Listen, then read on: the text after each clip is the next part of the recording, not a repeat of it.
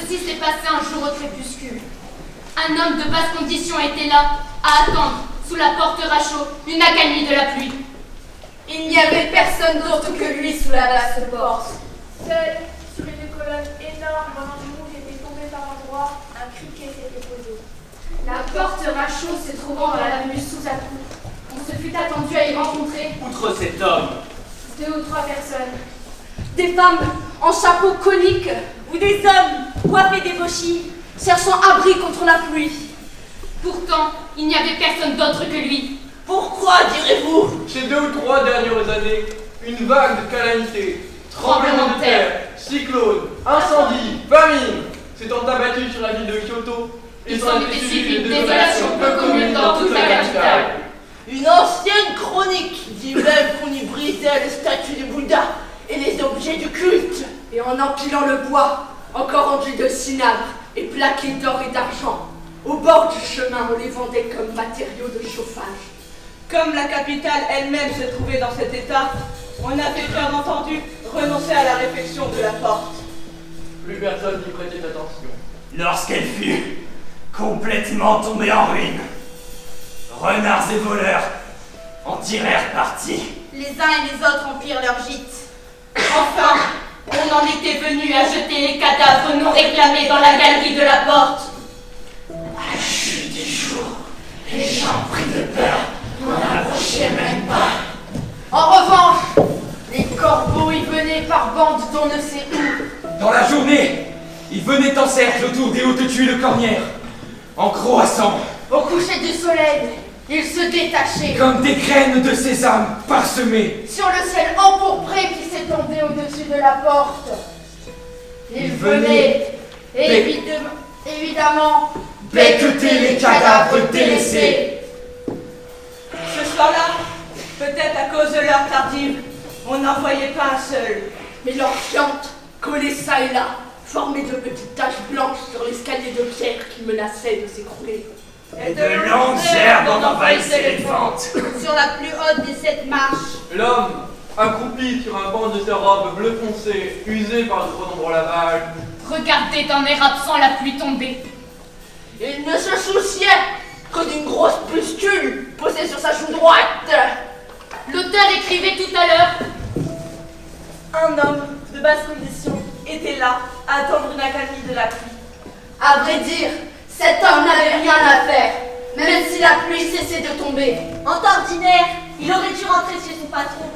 Mais ce dernier l'avait congédié 4 ou 5 jours auparavant. À cette époque-là, la ville de Kyoto comme je l'ai déjà dit, était sous le coup d'une désolation peu commune. Aussi, la disgrâce de cet homme, renvoyé par le patron qui l'avait servi depuis longtemps, n'en était-elle en réalité que conséquences insignifiantes. Il aurait donc mieux valu écrire un homme de basse condition, dépourvu de tout moyen, Était bloqué par la pluie. Sans savoir où aller. plutôt qu'écrire un homme de basse condition était bloqué par la pluie. De plus, l'aspect du ciel ce jour-là contribuait sensiblement à la dépression morale de cet homme de l'époque de Heian. La pluie enveloppait la porte de Rachot, et par rafales venues de loin, amplifiait le bruit de sa chute. Les ténèbres abaissaient peu à peu le ciel, et le toit soutenait du bout de ses hautes tuiles cornières La lourde masse des sombres nuages.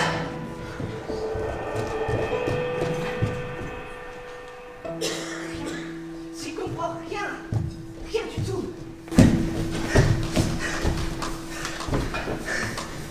Rien. Je comprends rien. Qu'est-ce qu'il y a? Qu'est-ce qui te tourmente? Un fait extrêmement bizarre. Raconte-le-moi. Ce sapin pourrait nous l'expliquer. non, même le bonze le plus savant du monde ne saurait comprendre ce cas. Et mais vous connaissons donc aussi cette affaire? Nous l'avons vu tous les deux, et nous venons d'en témoigner. Où cela? Au tribunal, un homme a été tué. Quoi? Rien qu'un. À l'étage de cette porte Rachot, on retrouve plusieurs cadavres chaque jour. Hélas, oui, les guerres, les tempêtes, les incendies, les épidémies, les famines, chaque année apportent ces catastrophes. En plus, la nuit, les bandits perpètrent leurs crimes. De mes propres yeux, j'ai vu des hommes sans nombre, abattus comme des bêtes. Et pourtant, je n'ai jamais rien vu d'aussi affreux que ceci. Oui, c'est vraiment affreux. ma foi en l'humanité en est ébranlée. C'est plus terrible que les bandits, les guerres, les incendies, la famine. C'est affreux. Vous pouvez vous arrêter avec vos sermons. Si vous nous racontiez cette histoire, ça nous ferait passer le temps. Écoute donc et tu me donneras ton avis. Je n'y comprends rien à ces trois êtres-là. Quels trois? Écoute donc et tu le sauras. Calme-toi, parle tranquillement, la pluie en a pour longtemps. Il y a 3 jours, j'allais sur l'autre versant de la montagne pour abattre des sapins.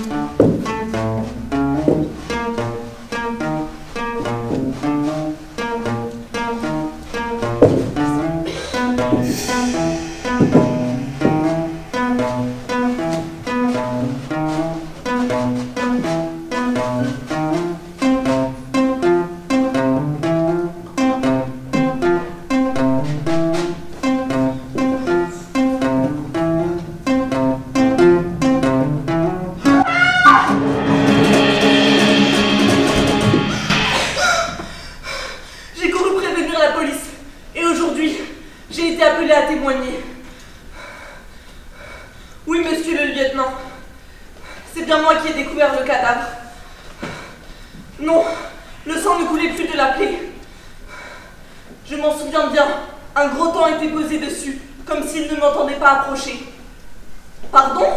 Si j'ai vu un sabre, je n'ai vu aucune arme. Un chapeau de femme par terre. Plus loin, un chapeau d'ébauchi. Près du cadavre, une corde. C'est tout ce que j'ai vu. Je le jure.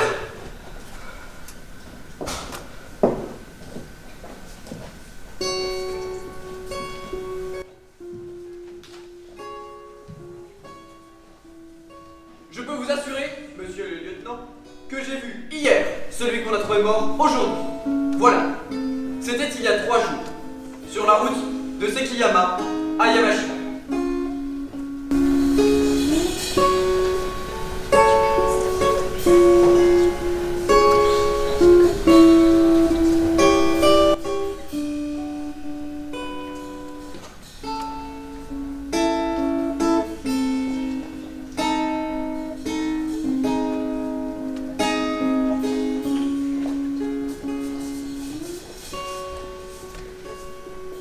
La femme cachait son visage sous un voile. L'homme était armé d'un sabre et portait un arc et des flèches. Et ce carquois, laqué, noir, oui, je me souviens bien.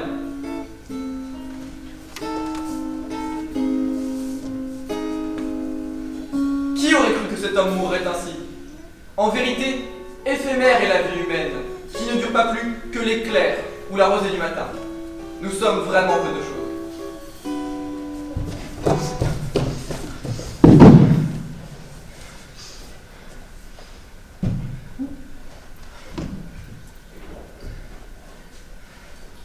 L'homme que j'ai arrêté est bien Tajumaru. Oui, le fameux bandit Tajumaru. La dernière fois qu'il m'avait échappé, il avait semé un contrement. C'était hier, au crépuscule. Sur la route, oui. Il avait un carquois noir, 17 flèches, un arc rehaussé de cuir et un cheval pommelé. Ah oui, la victime avait les mêmes armes. Alors il n'y a pas de doute, c'est Tajumaru l'assassin. Il faudrait savoir ce qu'est devenue la femme. J'ai l'air de forcer votre enquête, mais ce point mérite d'être éclairci. Un fier à bras comme Tajumaru, désarçonné par un cheval volé, c'est injuste de retourner les choses. Moi, désarçonné, quelle ânerie! Ce jour-là, j'avais une soif terrible et j'ai bu à une source. Elle avait dû être pourrie par une bête morte. Peu après, j'ai été pris de douleurs atroces. Je n'ai plus pu tenir. Je suis descendu de cheval et me suis roulé par terre. Tajumaru désarçonné, quelle ânerie! C'est vrai que j'ai tué cet homme, mais pas la femme. Alors où est-elle? Ça, je n'en sais rien, moi. Que voulez-vous faire? Attendez! Vous pouvez m'arracher par la torture ce que j'ignore. Et au point où j'en suis, pourquoi mentirais-je? Quoi? Tu es un homme? Ce n'est pas un aussi grand travail que vous pouvez le penser. Seulement moi, je brandis le sabre que j'ai à la ceinture, tandis que vous tuez par le pouvoir. par l'argent, ou même par le simple moyen d'une parole d'apparence inoffensive. Évidemment, le sang ne coule pas. La victime continue de vivre. Mais vous ne l'en avez pas tué. Du point de vue de la gravité de la faute, je me demande qui de nous, vous ou moi, est le plus criminel.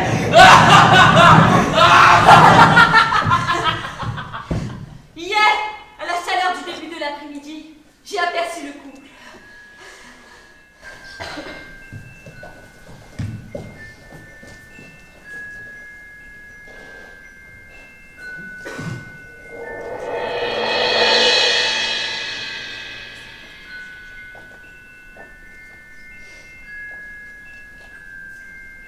Le voile de soie, soulevé par un souffle de vent, découvrit un instant le visage de la femme.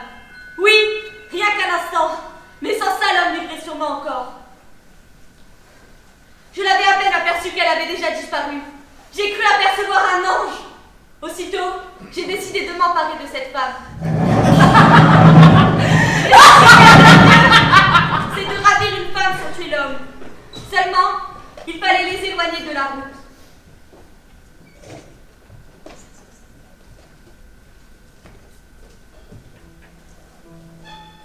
Ah! Que veux-tu? Que veux-tu? Que veux-tu?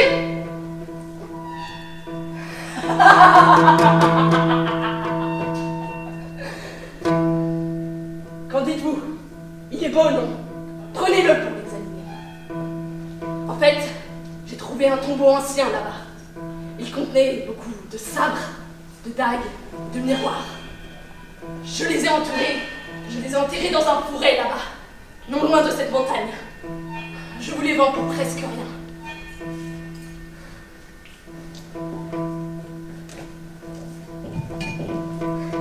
L'homme a fini par être visiblement intéressé. Prenez garde à la cupidité. La femme a préféré attendre. Je comprends bien sa réaction à la vue des conseils que fut. Et c'est justement ce à quoi je m'attendais. C'est plus loin. Marche devant. C'est là, au pied de ces sapins.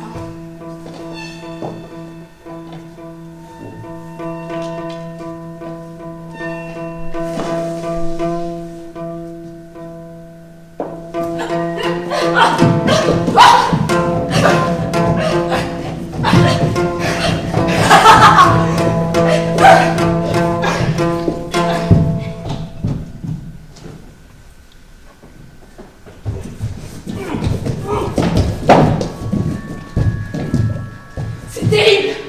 Une vipère l'a mordu. Tout d'un coup, son visage est devenu blême. À cette vue, j'ai été pris de jalousie. Jaloux de son mari. J'ai voulu le lui montrer ligoté, humilié. Je n'avais rien calculé, ça m'a pris tout d'un coup. La corde, je suis un voleur. J'en ai toujours une attachée à la hanche, pour le cas où je devrais franchir une haie, par exemple.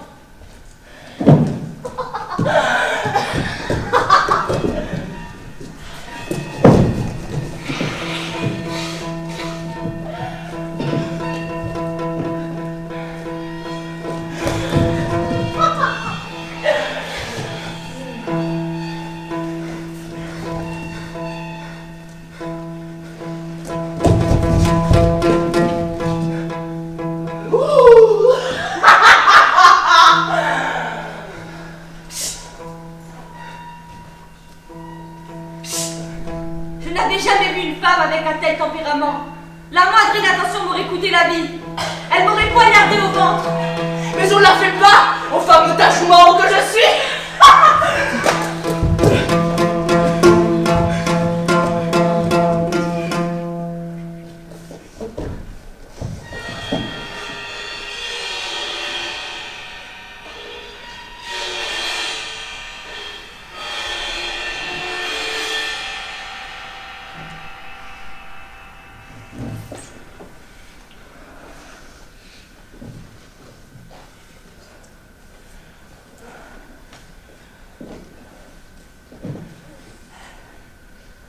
Comme je voulais, j'avais donc pu posséder cette femme sans commettre de meurtre.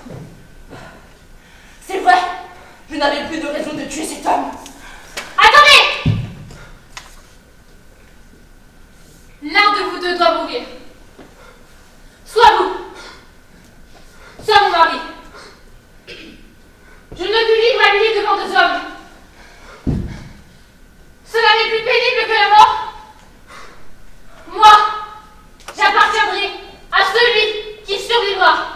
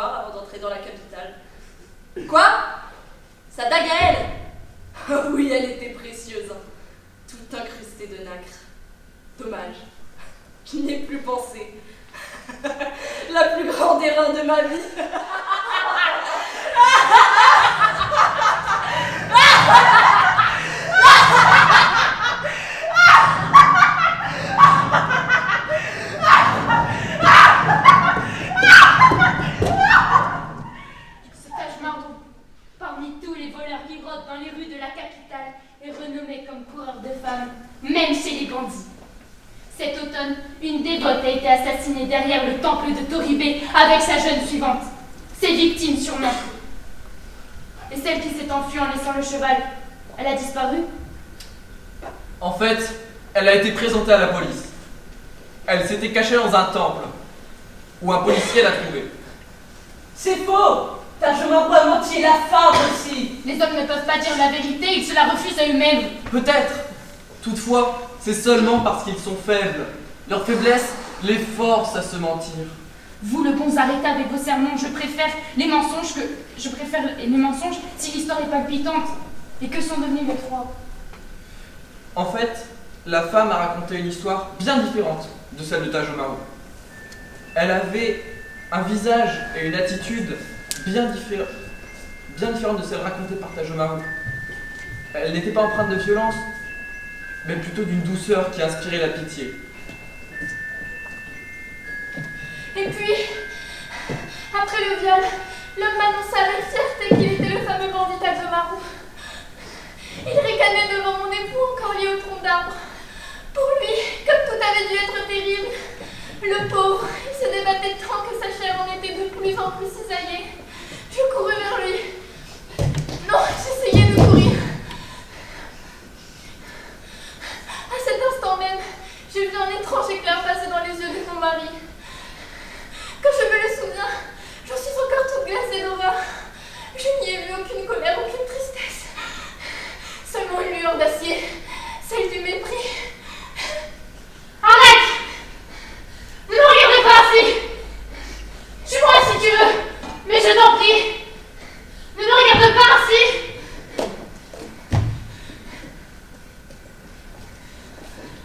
Je ne puis te laisser libre seul après moi.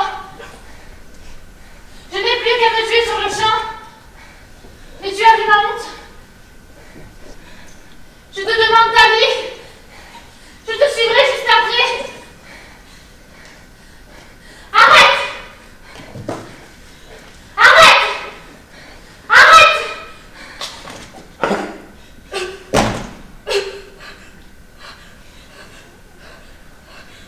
Après, j'ai dû m'évanouir. En revenant à moi, je découvris une scène horrible. Mon mari, toujours ligoté, était mort depuis longtemps. Sur son visage pâle, à travers les branches entremêlées de bambous et de sapins, le soleil déclinant laissait un ray de lumière. J'ai délié la corde, plantée dans le cadavre, ma dague brillait d'une lueur glaciale. Pleine de terreur, éperdue, je m'enfuis dans la forêt. J'ai appliqué le couteau sur ma gorge et je me suis jetée dans un étang, au pied de la montagne. Mais je ne réussis pas à mourir. Que pouvais-je, moi, pauvre femme? Que pouvais-je faire?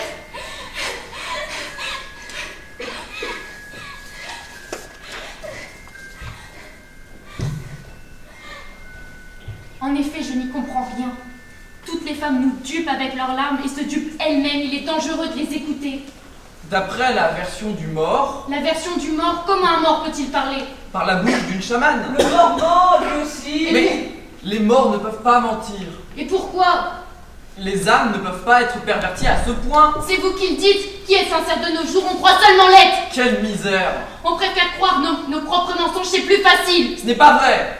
Bon, écoutons la version du mort.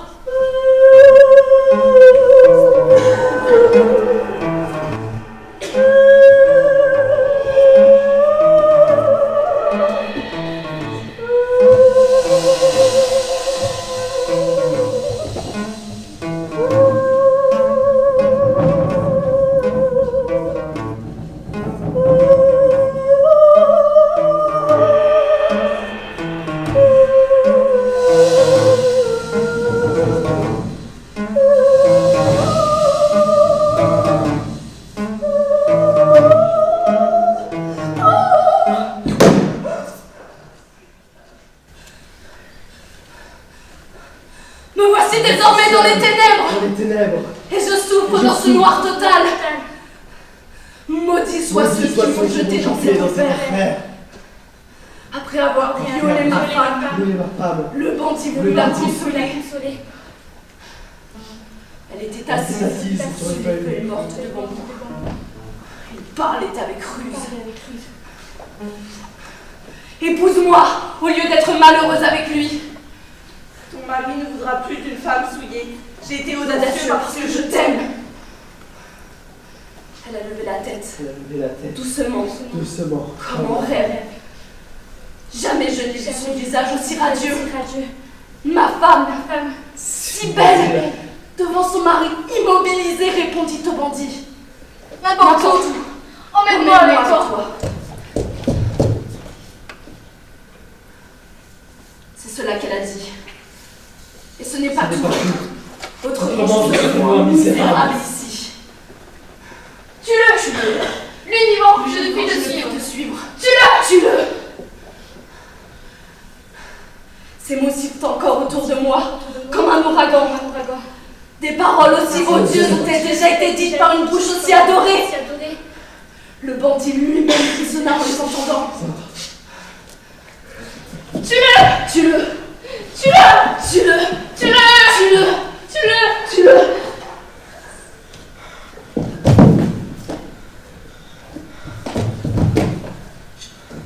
Dis donc, que fait-on de cette femme? Veux-tu qu'on la tue ou qu'on l'épargne? Fais-moi juste un signe de tête. Veux-tu que je la tue? Je pardonnais presque au bandit pour ces paroles. Alors, on la tue ou on l'épargne?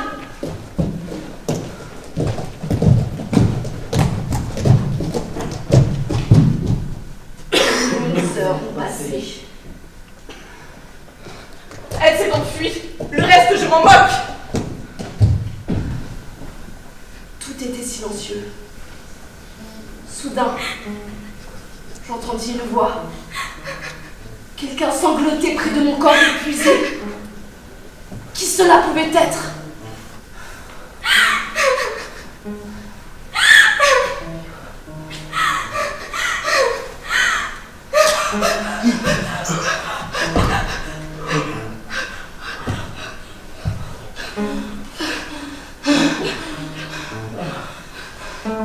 À mesure que ma poitrine refroidissait, le silence devenait plus profond. Ah! Quel silence! Dans le ciel, au-dessus de ce fourré, à l'ombre de la montagne, pas un oiseau ne venait chanter. Je ne voyais plus ni sapin ni bambou. À cet instant, quelqu'un, à pas furtif, s'est approché près de moi. J'ai essayé de tourner la tête vers lui, cependant, une obscurité diffuse m'enveloppait déjà. Quelqu'un, ce quelqu'un, d'une main invisible, a retiré doucement la dague enfoncée dans ma poitrine.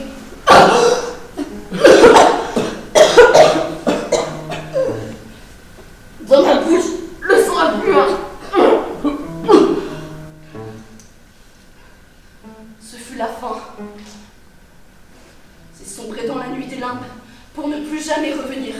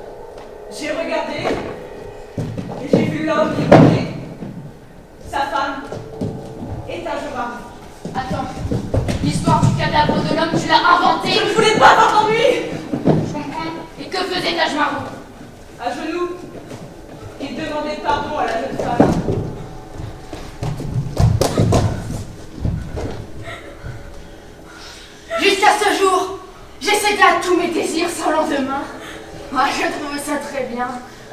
Aujourd'hui, c'est différent. Je t'ai prise, mais je te désire encore plus.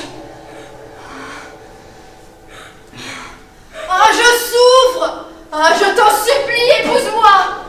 Moi, le fameux Tajomaru, je te supplie! Si tu le veux, je deviendrai honnête. J'accepterai n'importe quelle corvée. Je ferai tout pour te rendre heureuse. Par pitié, dis oui. Oh, sinon, il faudra que je te tue. Oh, ne pleure pas. Réponds-moi. Dis que tu acceptes, dis-le. Impossible.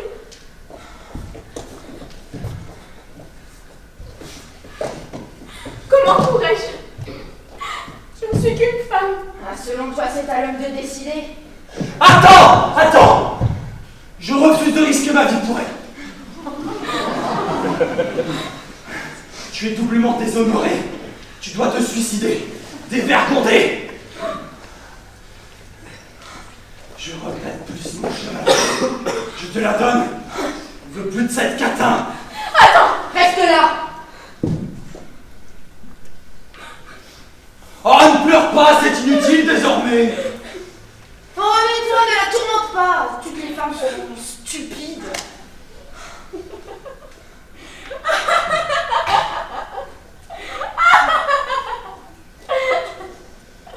C'est vous qui êtes stupide. Tu devrais le tuer, toi, plutôt que de me dire de mourir. Voilà ce que ferait un homme. Toi non plus, tu n'es pas un homme. J'ai tressailli de joie en sachant ton nom. J'en avais assez de jouer la comédie. Tajomaru va me sortir de cette situation invivable, pensais-je. S'il m'arrache à cet imbécile, quoi qu'il me fasse, je resterai avec lui. C'est ce que je pensais, mais toi aussi tu me déçois. Tu es aussi égoïste que mon mari. La femme appartient à celui qui lui sacrifie tout. On la gagne sabre au poing.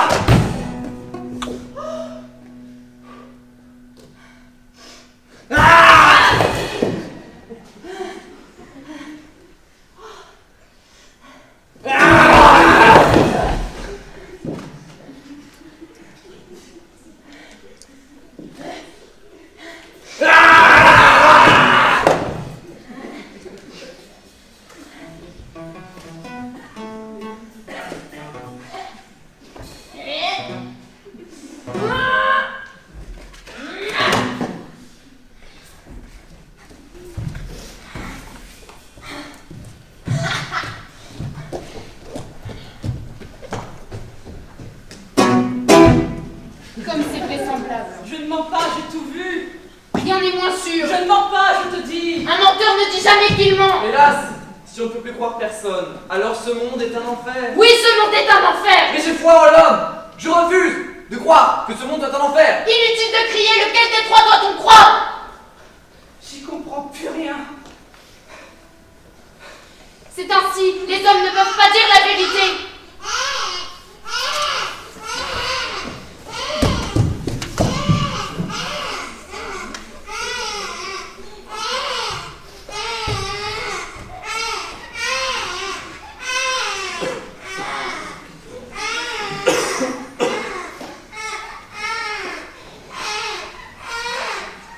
Que fais-tu? Devine. Mais c'est horrible. Horrible. Quelqu'un finirait bien par prendre ses kimonos, pourquoi pas moi? Tu es un démon. Un démon. Que sont ses parents alors? Ils ont eu leur plaisir et ils abandonnent l'enfant. Des démons. C'est faux. Regarde les amulettes accrochées au kimono. Pense au chagrin des parents, ils ont été forcés de faire ça. Et pas moi. Je m'occupe de moi. Quel égoïste. Si on ne peut pas vivre comme des chiens, on peut être égoïste de nos jours. Saloperie. Chacun est égoïste et en veut qu'à son propre intérêt. Ce bandit, cette femme, cet homme. Et toi. Et toi ne me fais pas rire. Tu as pu tromper la police, mais pas moi. Où est l'attaque de la femme? Ta Chomaru la disait précieuse. Où est-elle? Elle a disparu, non? Qui l'a volée? Toi, c'est bien ça? Un voleur qui traite les autres de voleurs. Plus rien à dire, alors je vous laisse.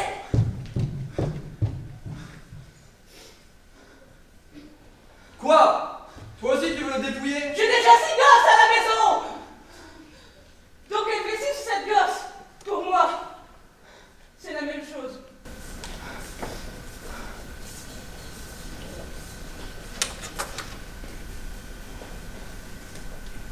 Excuse-moi, j'ai honte de ce que j'ai pensé. C'est tout naturel. De nos jours, on finit par croire en personne. J'ai honte moi aussi. En réalité, je ne me comprends plus. Au contraire, je veux te remercier. Grâce à toi, j'ai repris foi en l'humanité.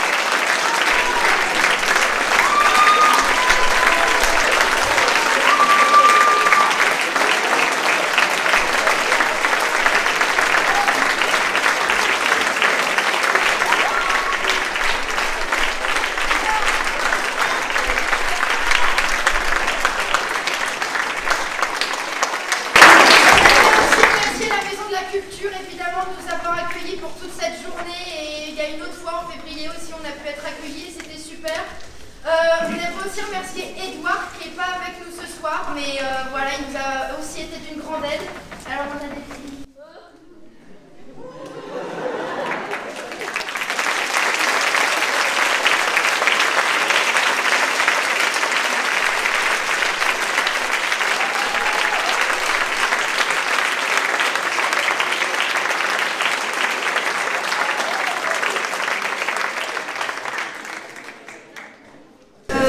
Sixtine a pris la moitié de mes remerciements, mais merci Sixtine.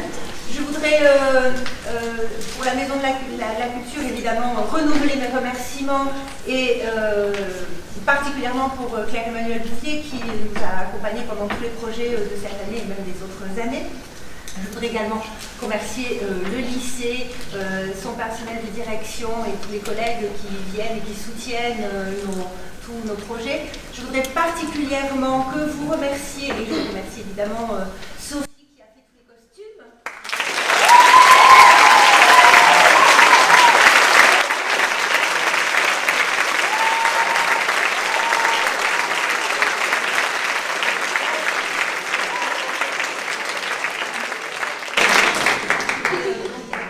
Beaucoup de son temps et donc voilà.